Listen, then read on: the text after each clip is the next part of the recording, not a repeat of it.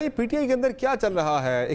2 دن سے یہ focal person committee شیر افضل مروت کا نام ہے، شیر افضل مروت کا نام نکال لیا گیا، پھر وہ بیرسٹر گور صاحب کہتے ہیں جی نام ہے، نئے نام ایڈ ہوئے ہیں۔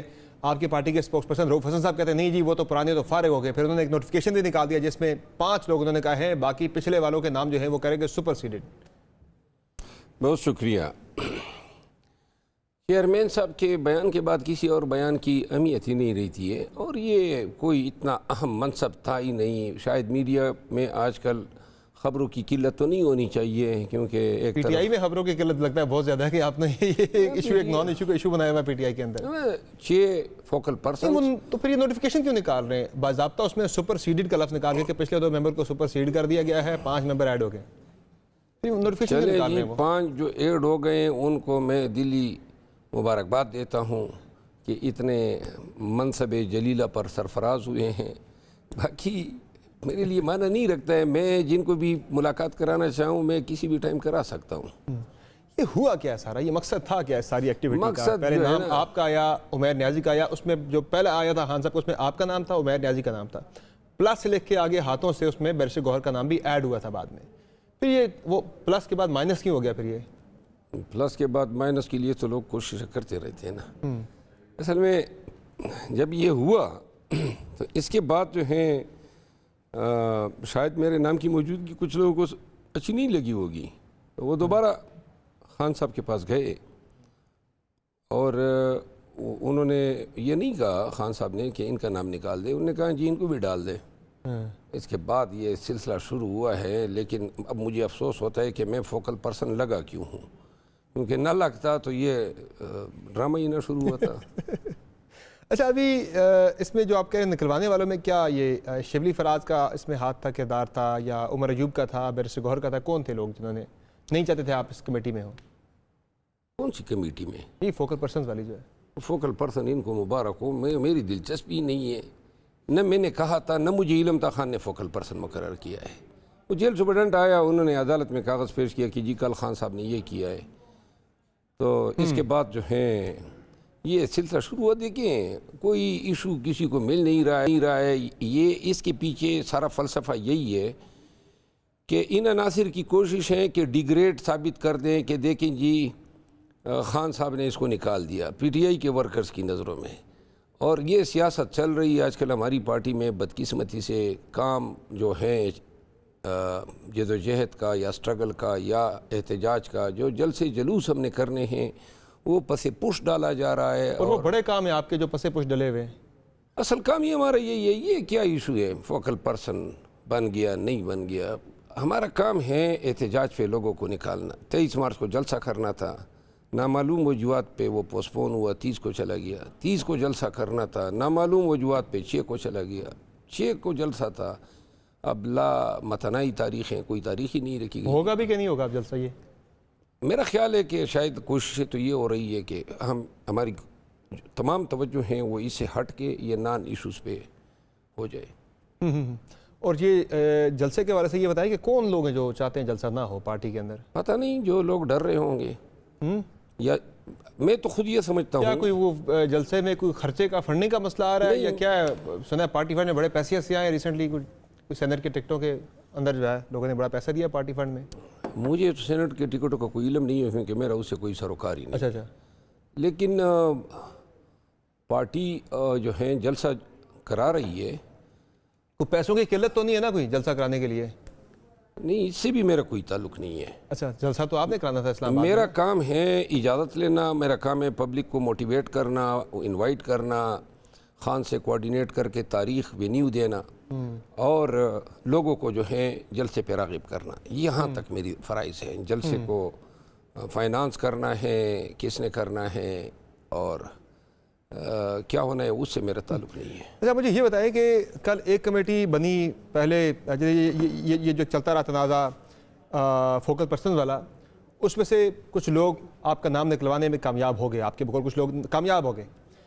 اس کے بعد خان صاحب نے فوراً ہی ایک کور کمیٹی میں آپ کا نام ڈال دیا۔ وہ جو کمیٹی ایک بنی ہے جس کی خبر چل رہی ہے، کل سے ہم نے بھی دی تھی، کہ ایک سپریم کونسل یا ایک ایپیکس کمیٹی خان صاحب نے بنائی ہے 10 رکنی، جس میں آپ کا نام ہے، اس میں خالد خورشید کا نام ہے، اس میں بیرسٹر گوہر ہیں، عمر ایوب ہیں، اس میں حماد اظہر ہیں، اس میں اون عباس بپی ہیں، 10 لوگوں کے نام شامل ہیں، شبلی فراز ہیں اس کمیٹی کے اندر.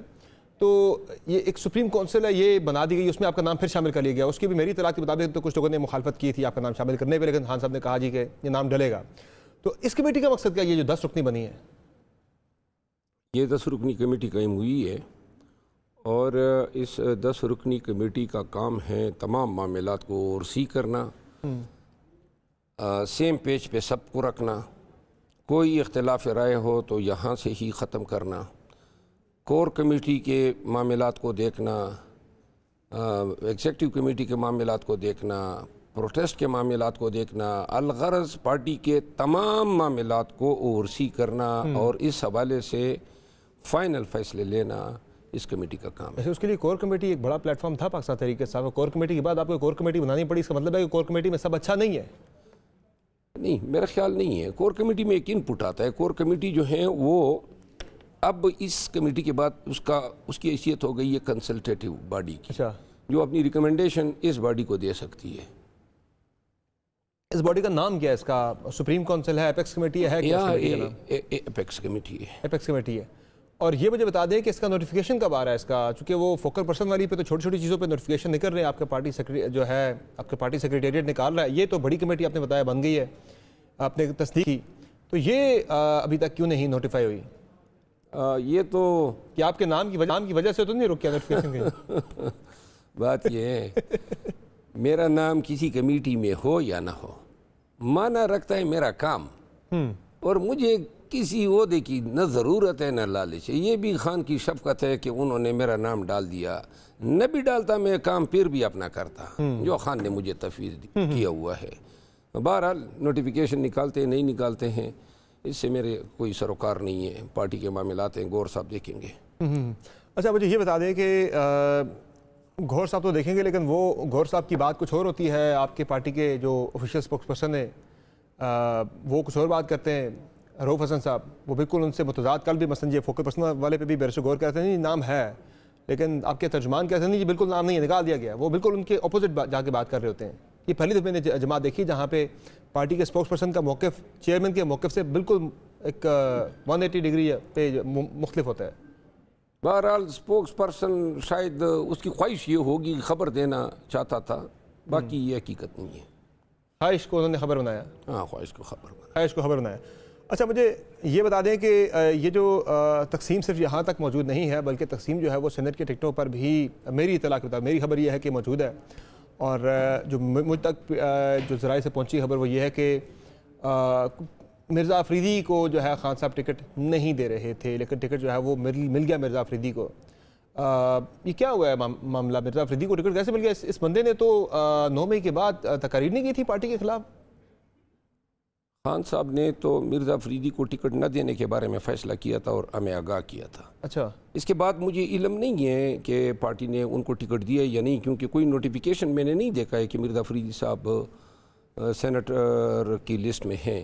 البتہ یہ میرے سامنے خان صاحب نے جیل میں بتایا کہ مرزا افریدی صاحب کو ڈراپ کر دیا گیا ہے، اور انہوں نے کہا کہ انڈر نو سرکمسٹانس ان کو لیا جائے گا. اور وجہ کیا تھی؟ یہی 9 مئی کے بعد جو ان کی سپیچز تھی پارٹی؟ یہ بھی مجھے علم نہیں ہے، کیونکہ یہ ان معاملات سے میرا کوئی تعلق نہیں ہے. کہ جن لوگوں نے تقاریر کی یا کوئی انٹرویو دیا یا کوئی پریس کانفرنس کی، ان لوگوں پہ خان صاحب کی زیرو ٹالرنس پالیسی تھی. مثلا آپ نے شیخ رشید صاحب بڑے کھڑے ہوئے پارٹی کے ساتھ، لیکن انہوں نے میرا خیال ہے وہی زیرو ٹالرنس پالیسی کی وجہ سے ہوا ہوگا. لیکن شیخ رشید کو آپ نے ٹکٹ نہیں دیا، انہیں ٹکٹ مل گیا مرزا افریدی کو.